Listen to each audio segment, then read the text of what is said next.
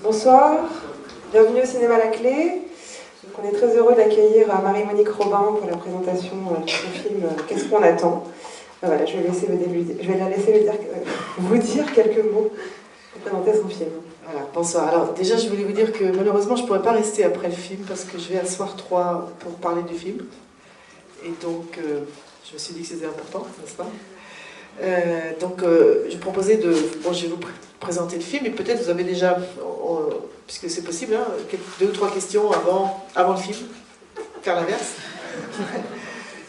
Et peut-être que non, et dans ce cas-là, le producteur sera là après et pourra aussi répondre à des questions. Hein, parce que moi, je partirai pour rejoindre, il faut que je sois à 22h à Soir 3. Donc, qu'est-ce qu'on attend? Alors, c'est je ne sais plus combien, on en a fait 52 avant-premières. On a passé à peu près le cap des 10 000 personnes qui l'ont vu, donc on est assez contents. Tourné un peu partout dans toute la France. Alors, ce film fait la suite, parce qu'en fait, ça fait 30 ans que je fais ce métier, vous savez, tous les films s'enchaînent, voilà. Et il y en a un qui mène à l'autre, etc. Alors celui-ci s'inscrit dans la droite ligne des précédents. Alors je ne vais pas remonter 30 ans en arrière, n'est-ce pas? Mais déjà, Le Monde sur le Monsanto. Qui a vu Le Monde sur le Monsanto ici dans cette salle?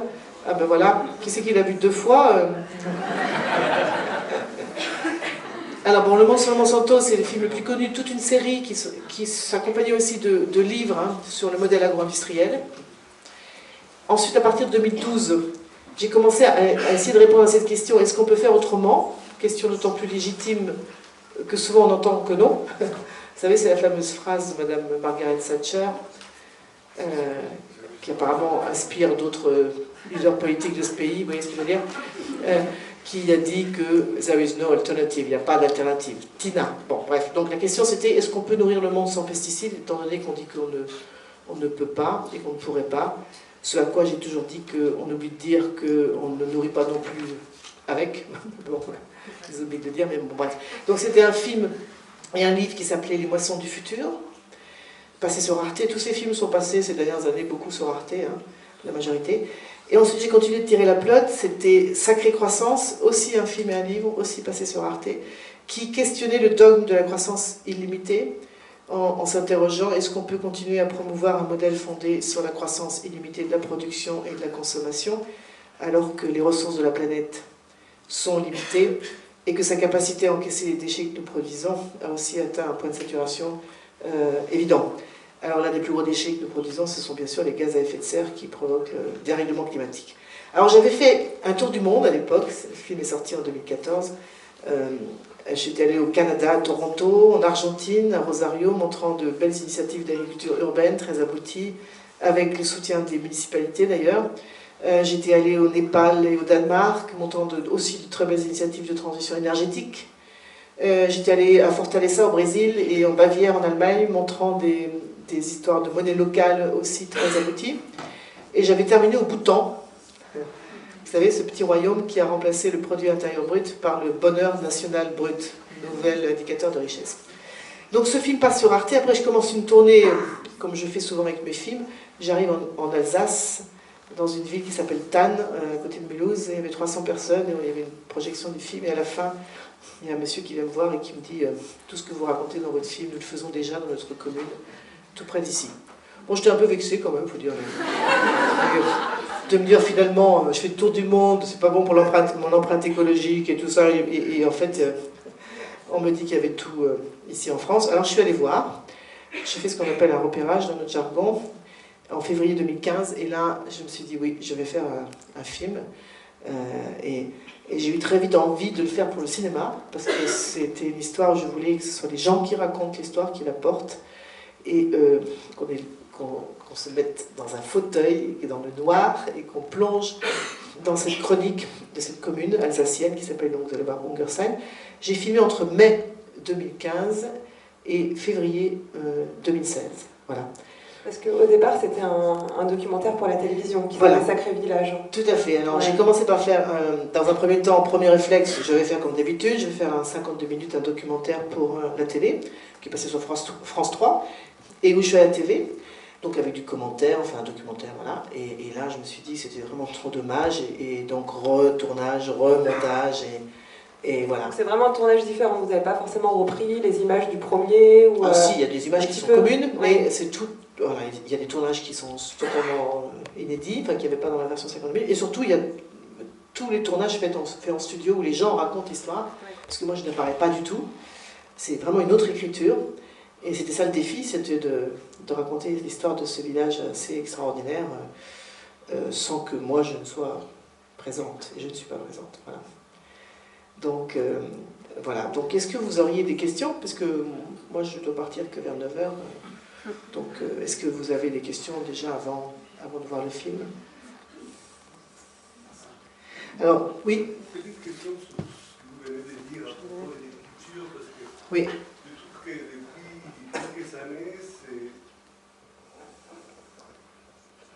depuis quelques années, à propos du cinéma, des films, d'un documentaire pour la télé ou pour le cinéma, il y a des frontières qui se sont créées, et beaucoup plus quand on parle du cinéma de création, documentaire de création, au cinéma documentaire d'auteur, comme s'il y a un reportage ou un documentaire pour la télé, il n'y a pas d'écriture, il n'y a pas d'auteur, non? Donc, ce que vous venez de dire, bon, vous avez parlé d'une autre écriture, oui, et pas de commentaires. Donc, oui, je vais... il y a comme des mythes de ce qui est film pour la télé, film pour le cinéma. Donc, quand on parle de films pour la télé, on peut accepter des interviews, par exemple, mais pas un documentaire pour le cinéma. Là, pas d'interview, surtout pas d'interview frontale, parce que oh, c'est le péché, quoi. Pas de voix-off. Alors, moi, je n'ai pas forcément de règles très définies. Là, il était très clair que la contrainte de faire un 52 minutes, ça faisait qu'il y avait beaucoup de choses que je ne pouvais pas garder dans le film, et qu'il fallait donc utiliser la voix off pour faire avancer l'histoire et gagner du temps, en fait. Hein. Alors, bon, le 52 minutes, Sacré Village, il est très bien voilà, comme un produit qui passe à la télévision, très informatif, vous voyez. Et pour moi, il était clair aussi que je pouvais faire un autre film où, encore une fois, avec plus de temps, où les acteurs de cette histoire eh bien, la portent eux-mêmes. Donc ça supposait de refaire des longs, vous verrez le dispositif que j'ai mis en place pour ça. Et j'en suis très satisfaite d'ailleurs, parce que comme je connaissais bien ces gens, au bout d'un an, j'ai tourné à peu près 6 semaines en tout dans ce village, c'est à côté de Mulhouse, donc j'y allais à peu près tous les mois ou tous les 2 mois, hein, pendant un an, enfin, en gros pendant 10 mois. Et donc du coup, on nous connaissait très bien, et j'ai fait tous les entretiens qui portent l'histoire, vous allez voir à la fin. Et heureusement, parce que cette proximité, enfin, les gens me connaissaient, et donc ils avaient confiance en moi, et vous allez voir, souvent les gens sont très émus. Enfin, on le sent bien dans le film, pendant les interviews, il y a une vraie complicité. Voilà, et par la sincérité, et aussi par la qualité de ce qu'ils disent. Alors j'ai vu dans des salles, je ne serai pas là pour le voir, mais des gens qui pleuraient tellement ils étaient émus par la qualité de cette parole, et c'est vrai pour tous les personnages, qui soient... Il y a des enfants, il y a des femmes très âgées, il y a des techniciens, il y a tous les profils de métiers, d'âge, et une qualité. D'ailleurs, souvent, on m'a même demandé, est-ce que vous avez écrit les textes? J'ai dit non, ce sont des gens de la vraie vie, quoi. Et ils sont très touchants aussi, parce qu'ils sont très habités par cette histoire collective absolument exceptionnelle, hein, parce que vous allez voir, même Rob Hopkins, qui est donc le fondateur du mouvement des villes en transition, a dit qu'il n'avait jamais vu ça nulle part, c'est unique au monde. C'est-à-dire que c'est le seul territoire dans le monde où il y a toutes les initiatives réunies, parce qu'évidemment qu'il y a plein d'initiatives de transition dans plein d'endroits, mais comme moi j'avais montré dans mon film Sacrée Croissance, d'avoir une belle histoire de transition énergétique au Danemark, après, vous voyez, et là tout est rassemblé, et on voit aussi cette dynamique vertueuse qui est mise en place, qui est assez réjouissante, il faut le dire, hein, parce que moi je me souviens que l'équipe avec qui je travaille, c'est le même caméraman, le même ingénieur d'édition depuis très longtemps. Et donc ils ont fait le monde sur le Monsanto, enfin on a fait plein de fois le tour du monde, et quand je leur disais on va retourner à Anglassa, ils me disaient super, on va retourner dans un endroit où tout est à l'endroit. Et j'aimais bien cette expression, parce que voilà, mais j'en dis pas plus que vous allez voir, mais voilà. Et ça, c'était très on sent bien qu'il y a eu un vrai échange dans les deux sens. D'ailleurs, ils vous ont dédié une rue, si je ne me trompe pas. Oui. Ah, mais vous êtes bien informés, vous. Oui, on a fait une avant-première la semaine dernière, donc il y a 3 jours, j'étais à Angersheim, 600 personnes, et le conseil municipal a décidé de baptiser leur dernière rue en mon nom. J'ai une rue en mon nom, c'est un peu bizarre. Hein, c'est classe. Je dois même dire que quand, enfin, c'est très étrange. On se demande si on doit se réjouir ou si c'est que c'est la fin qui s'annonce. Alors, comme juste peu de temps avant, la SCAM, la Société civile des auteurs multimédia, m'avait remis le prix pour l'œuvre accomplie, alors là, là on commence à se dire, c'est fini pour moi. Oui, donc il y a une rue. Voilà. Vous êtes bien informé, comme vous savez ça, vous.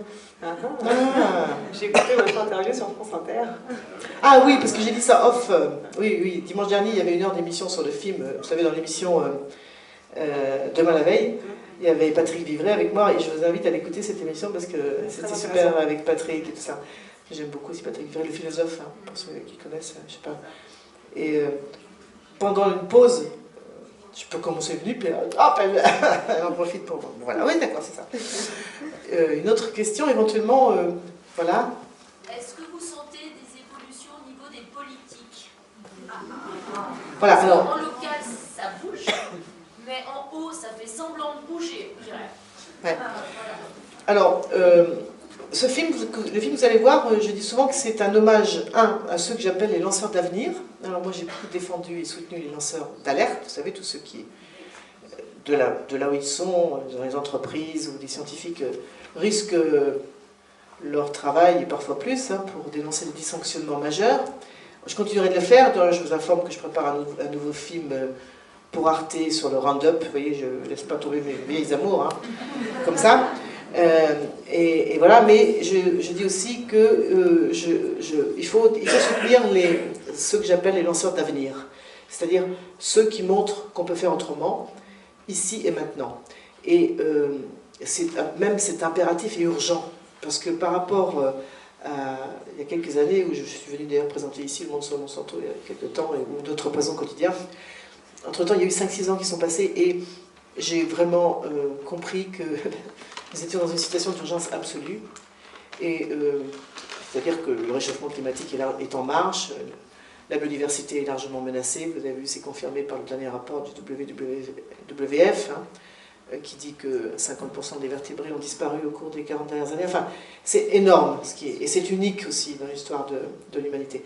Donc, j'ai vraiment tenu à faire ce film, et le producteur en parlera peut-être tout à l'heure parce qu'il va rester, mais c'est un film autofinancé, parce qu'on avait le droit à aucune aide, enfin je vous passe tous les détails, donc c'était un peu de risque pour nous, mais parce que c'est aussi un hommage aux élus locaux, et alors j'ai coutume d'ajouter qui sont à la fois éclairés et courageux. Alors ça c'est pas facile à trouver, parce que parfois ils sont éclairés, ils ne sont pas courageux, ils sont courageux, ils ne sont pas éclairés, ou ils sont ni l'un ni l'autre, mais voilà. Mais quand ils sont éclairés et courageux, c'est absolument incroyable ce qu'on peut faire sur un territoire.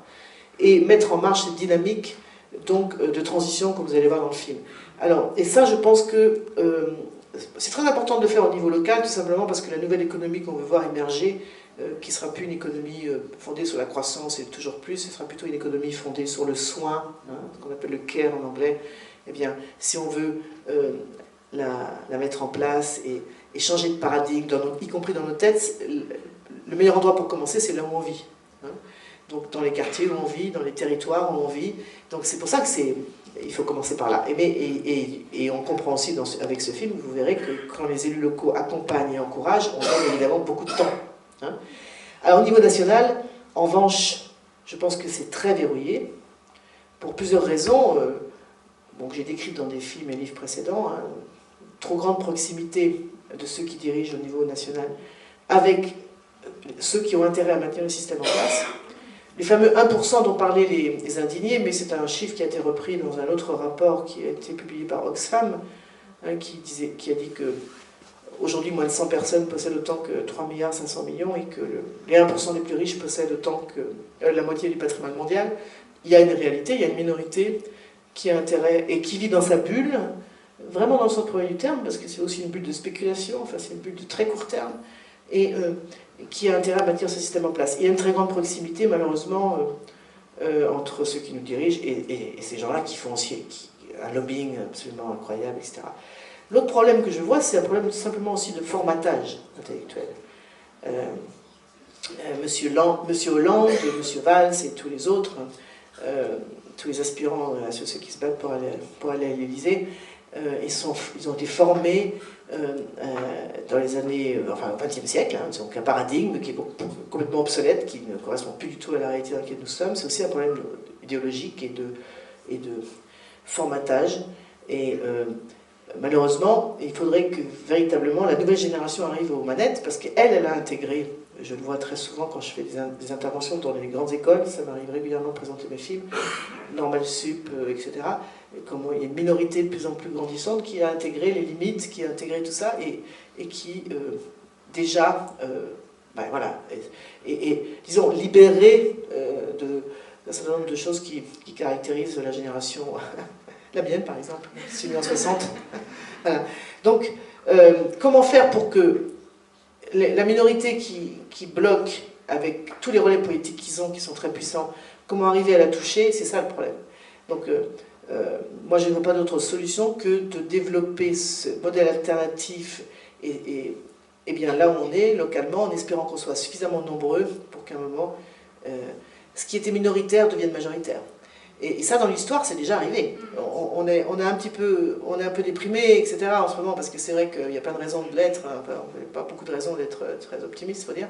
Mais n'oublions pas que dans l'histoire, des idées minoritaires sont devenues majoritaires à un moment, parce que des gens les ont portées, avec, vous voyez, voilà, assiduité, etc. Donc ne baissons pas les bras, et espérons qu'on y arrive. Alors, je pense que, enfin, voilà, récemment, je change de sujet, mais c'est pas, vous allez voir, c'est pas si éloigné que ça. Vous savez que j'ai beaucoup soutenu Notre-Dame-des-Landes. Ah oui, parce que dans les autres trucs qu'on m'a fait, entre les prix, tous les trucs là, on m'a remis la Légion d'honneur. Enfin, Delphine Bateau m'a nominé pour la Légion d'honneur, c'était déjà il y a 3 ans, et j'ai décidé que ce soit, donc, de me la faire remettre à Notre-Dame-des-Landes, ce qui avait fait quand même un... Je vous invite à aller sur mon blog parce qu'on avait fait une magnifique fête et je salue le courage de Dominique Méda, la philosophe Dominique Méda, parce qu'en fait quand vous avez la Légion d'honneur, soit vous la refusez, soit vous l'acceptez et c'est le ministre qui vous a nommé qui vous la donne, ou vous trouvez quelqu'un qui l'a eu et vous pouvez vous la faire remettre là où vous voulez. Et donc Dominique avait accepté donc de venir à Notre-Dame-des-Landes, on a fait une magnifique fête, bon, voilà. Il y a de très belles images, des discours aussi très intéressants, enfin bref. Donc, voilà, donc, parenthèse, Notre-Dame-des-Landes. Et moi, j'ai toujours soutenu Notre-Dame-des-Landes parce qu'effectivement, c'est dans cette époque très trouble, on a besoin de symboles, et c'en est un symbole de tout ce qu'on ne veut plus, justement. Et tout ça pour dire que récemment, à Notre-Dame-des-Landes, ils ont ouvert une bibliothèque, peut-être vous avez suivi ça, ils ont demandé à des intellectuels, des écrivains, de faire un abécédaire. Et donc, on s'est retrouvés à l'école et aux études de sciences sociales, on devait chacun prendre une lettre, et puis faire un petit texte. Et moi, il me restait le haut. Parce que j'étais en voyage, tout ça, il me restait le haut, j'ai le haut, optimisme. Oh, voilà, optimisme, c'est pas évident, optimisme. Puis finalement, je l'ai fait, et ils étaient tous très surpris, je ne pourrais pas d'optimisme. Et mon producteur préféré, qui est au fond de la salle, fait une très jolie phrase que je reprends maintenant, que, effectivement, on n'a pas le choix, en fait, que d'être optimiste. D'abord, pourquoi ? Même si régulièrement on a des petits coups de... parce que si on est tous déprimés, tous ceux qui sont conscients des enjeux, eh bien ça fait le jeu de ceux qui veulent maintenir le système. Donc on ne peut pas se le permettre, déjà. Et puis on n'a pas le choix parce qu'il faut qu'on ait le courage et la force, n'est-ce pas, de lancer cette dynamique. Et la phrase en question, c'est que le pessimisme, il faut le garder pour des gens meilleurs, n'est-ce pas? Non, vous ne trouvez pas que c'est une jolie phrase, hein? Alors vous verrez dans le film, eh ben, ça file la pêche. Ouh là là, parce que alors eux, ils y vont. Hein. Et vraiment, c'est étonnant. Hein, voilà, c'est incroyable. Et ça, c'est très rassurant parce on voit comment, d'abord, tout marche sur la tête en ce moment, mais quand on remet les trucs à l'endroit, ah ben, finalement, ça libère le meilleur de chacun, c'est-à-dire qu'on peut libérer le meilleur et le pire de chacun, ça dépend vraiment de comment on encourage, quelles mesures on prend.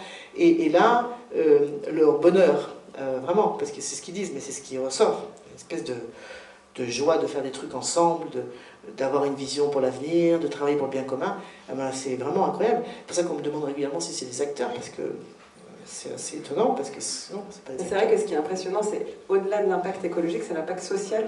Ouais. Comment ça tisse du lien entre les gens, comment ça sort certaines personnes de la misère. Ouais. Ça, c'est vraiment, on se dit, on peut pas, même si on ne veut pas être écolo, qui profond de son âme, on ne peut pas passer à côté de ça. Il y a vraiment une démarche, et on le ressent, et on sort du film en se disant, bon, qu'est-ce qu'on attend, quoi. Voilà, tout à fait. Et là, on voit comment donc l'écologie devrait être la matrice de toute décision politique, y compris locale. Et on voit cette écologie au quotidien, hein, c'est-à-dire personne n'est encarté, on s'en fout, c'est pas le problème. Enfin, c'est de réfléchir ensemble à, voilà, on a des enjeux, qu'est-ce qu'on peut faire localement ensemble pour trouver des solutions. Et ça rassemble tout le monde. Et ça, c'est un message très intéressant. Hein. Alors évidemment, ça tient à la capacité du maire, parce que c'est quand même, il faut souligner, hein, ce maire donc, que j'avais donc rencontré il y a 2 ans à Cannes. Et ça confirme ce que j'avais déjà dit dans Sacrée Croissance, où je m'étais rendu compte en faisant le tour du monde de ces belles initiatives très abouties, qu'il y avait toujours quelqu'un derrière quand même, un moteur. Et ceux que j'appelais les héros locaux. C'est-à-dire, alors un héros local, c'est quelqu'un qui a une vision très claire des enjeux, qui sait la partager, l'expliquer, et qui sait rassembler autour de lui. Vous verrez, le maire, il a une capacité incroyable de rassembler autour de lui des gens extrêmement différents, y compris un paysan qui fait du maïs intensif, dont on se dirait normalement ces deux-là, ils ne doivent pas se parler, mais si, parce qu'il sait rassembler autour de lui, avaler son ego. Dans cette histoire. Et puis, pour tout ça, pour un projet d'intérêt commun. Et c'est absolument... voilà. Et il dit une belle phrase dans le film, c'est que si on veut que les choses changent, il faut savoir montrer l'exemple par soi-même, et c'est ce qui s'applique à lui au quotidien. Ouais. Et du coup, les gens disent, bah voilà, si lui il le fait, je peux le faire. Et il y a vraiment ce côté-là dans le film, et du coup, une échelle comme ça de... ils le font, faisons-le, et je pense qu'il y a vraiment ce cercle vertueux qui peut s'accomplir par cette démarche-là, qui ressort du film. Voilà. Une autre question? Oui.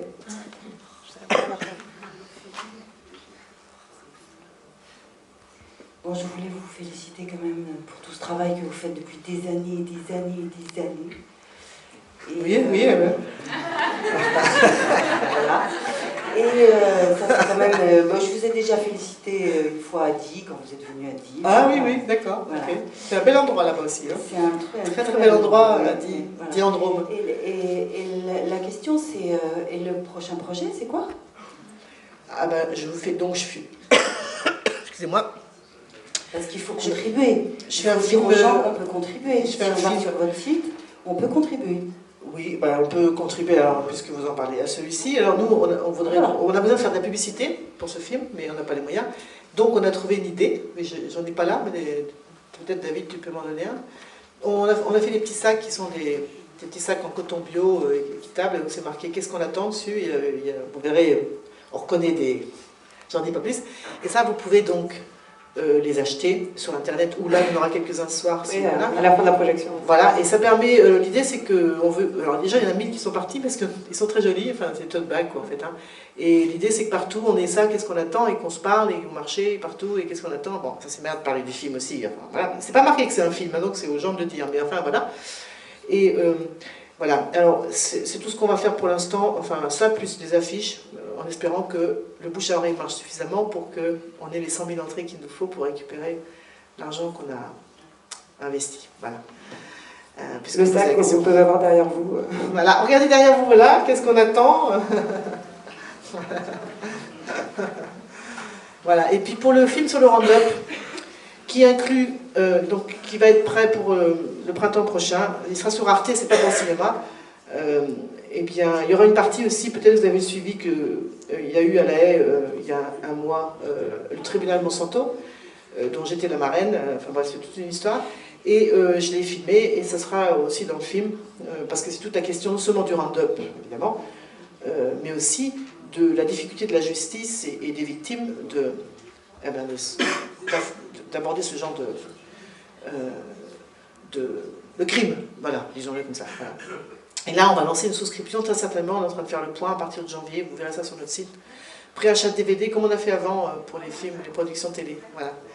Voilà. Donc ça, c'est pas possible qu'on le... On le fait toujours en fonction, on fait le point, comme il manque. Enfin, voilà. Et moi, je repars en Argentine dans 4-5 jours pour filmer des épandages de Roundup dans ce pays qui est complètement dévasté par le soja transgénique arrosé de Roundup. 21 millions d'hectares. Voilà. Donc ce sera moins enthousiasmant. Voilà. Oui, moi j'avais une question, c'est peut-être la réponse est dans le film, mais comme je ne l'ai pas encore vu, comment vous expliquez qu'on n'ait pas entendu parler avant de ce village, même pas vous, qui êtes très au courant de Voilà, toutes les initiatives? C'est une bonne question. Est-ce qu'ils ont essayé de communiquer Oui. avant ou pas? Alors, exactement la question que je me suis posée, parce que ce soir-là, quand je suis arrivée dans ma chambre d'hôtel, il m'avait donné un petit fascicule, et j'ai retrouvé tous les mots de mon film et de mon livre. La résilience, par exemple, n'est pas un terme, vous voyez, mais ça y était. La transition alimentaire, énergétique, les monnaies locales, toutes les éco-contrats, bref, c'était absolument incroyable. Et j'avais fait comme voilà, j'avais regardé dans Google, il y avait un seul article sur cette commune, c'était Libération qui l'avait fait en 2011. Et en fait, il faut comprendre que cette commune est pionnière, mais les pionniers sont très rarement prophètes d'abord en leur pays, provoquent beaucoup de jalousie ou de moquerie, vous verrez, c'est dit dans le film d'ailleurs, et donc, voilà, il y avait il y a même des gens qui habitent, parce que depuis j'ai fait 50 avant-premières et ça m'est arrivé en Bretagne. Moi j'habite pas loin de Moncassin, je suis originaire de là-bas, je ne savais pas. Mais, donc, et Jean-Claude Mensch, le maire, il disait, moi personne s'y intéressé à cette histoire. Quoi. Voilà. Voilà, maintenant ça change, je peux vous dire qu'il a beaucoup de demandes, y compris d'élus, etc., pour revenir, ça c'est très bien. Oui, justement, excusez-moi, je monopolise un peu le micro tant que je l'ai. C'était une deuxième question que je voulais poser. Est-ce qu'on peut aller avec son élu chez monsieur, je ne sais pas son nom, le maire? Non, mais c'est sérieux. Oui. Donc, oui, bien sûr. D'ailleurs, le conseil municipal est en train de s'organiser pour ça. Ils ont déjà beaucoup de demandes. Parce que, d'ailleurs, même, c'est l'un de mes objectifs. Souvent, je demande, est-ce qu'il y a des élus dans la salle? Alors, est-ce qu'il y a des élus dans la salle, là, ce soir? Ah, il y en a un. Voilà. Et moi, je suis toujours très contente quand j'ai fait une avant-première à Montreuil-sur-Mer, qui est donc dans le Nord-Pas-de-Calais, 2500 habitants, 250 personnes le soir dans la salle, donc c'était impressionnant. Et le maire était là. Tout ça parce que La Voix du Nord, qui est le journal régional, avait repris ce qu'il y a dans mon dossier de presse, où ce que je vous ai dit aussi, que c'était un hommage aussi aux élus locaux, courageux et éclairés et courageux. Mais ils l'ont repris, le maire est venu du coup. Et donc ça, c'est vachement bien. Et les associations qui avaient organisé l'avant-première n'en venaient pas d'avoir autant de monde et aussi d'avoir le maire. Voilà.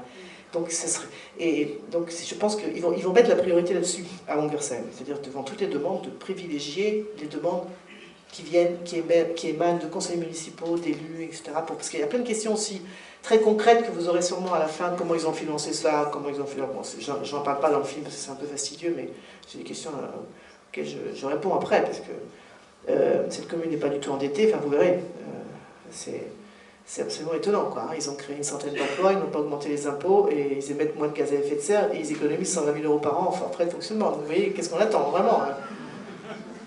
Je vous ai déjà tout dit, Cassel. On arrête. Bon, voilà. Une dernière question, puis après on va lancer la séance. Voilà.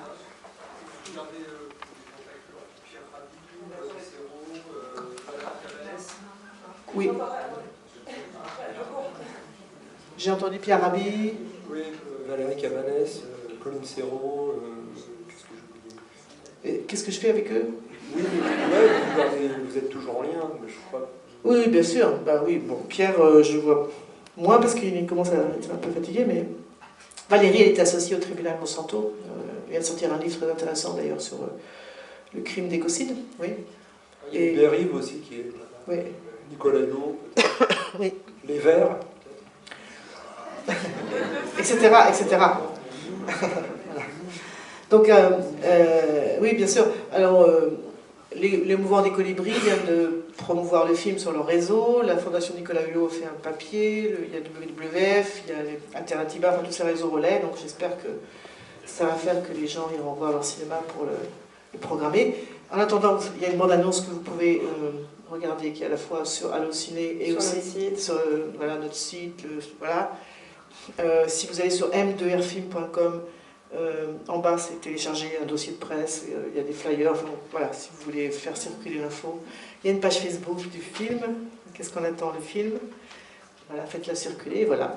Et moi je vais vous laisser parce que je vais aller donc voir mes Soir 3. Donc demain matin à 9h10, Télématin sur France 2, qui m'a accompagné pour l'avant-première à Anversa, me fait un sujet dans le Télématin. Il faut regarder le Télématin. Je ne suis pas sûre que ça vous intéresse beaucoup, mais enfin en tout cas voilà, ça peut se podcaster après. Voilà. Et pas mal de presse qui arrive là. Ouais. C'est France Culture qui accompagne le film. Oui, France Culture parraine le film. Ils ont lancé un concours pour avoir des places.